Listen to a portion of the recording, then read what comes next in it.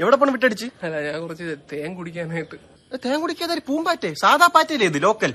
ഇന്നലെ വരെ ഞാൻ സാധാ പാറ്റയായിരുന്നു, പക്ഷെ ഇന്ന് തൊട്ട് ഞാൻ പൂമ്പാറ്റയാണ്.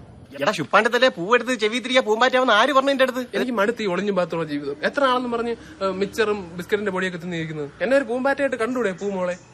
പൂമോളാ, നിന്നെ അങ്ങനെ പൂമ്പാറ്റായിട്ട് കാണുമ്പോ ഇത് വേണ്ടേ?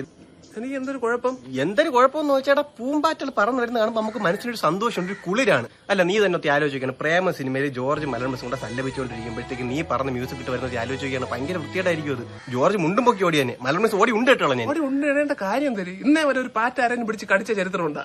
നമ്മളൊന്ന് തൊട്ടി ഒരുമി ഉരസി അങ്ങ് പറന്നു പോയുള്ളൂ. അല്ലെങ്കിൽ ഈ പൂമ്പാറ്റകൾ എങ്ങനെ വിശ്വസിക്കുന്നത്? ഇവന്മാർ ഓരോ ദിവസം ഓരോ സ്വഭാവമല്ലേ കാണിക്കുന്നത്. ആദ്യം അവന്മാര് പുഴുവിന്റെ സ്വഭാവം കാണിച്ച് ഇഴഞ്ഞു നടക്കും. പിന്നെ അവന്മാര് കൊക്കുവിന്റെ അകത്ത് കയറിയിരിക്കും പ്യൂപ്പയുടെ സ്വഭാവം കാണിച്ച്. പിന്നെ ചിത്രശലഭം എന്ന് പറഞ്ഞ് പറന്നു വരും. നാളെ അവന്മാർ തീയും തുപ്പിക്കൊണ്ട് മോട്ടോർ സൈക്കിളിൽ ഒരു നാര് കണ്ട് 4ാമത്തെ സ്റ്റേജ് എന്ന് പറഞ്ഞ്.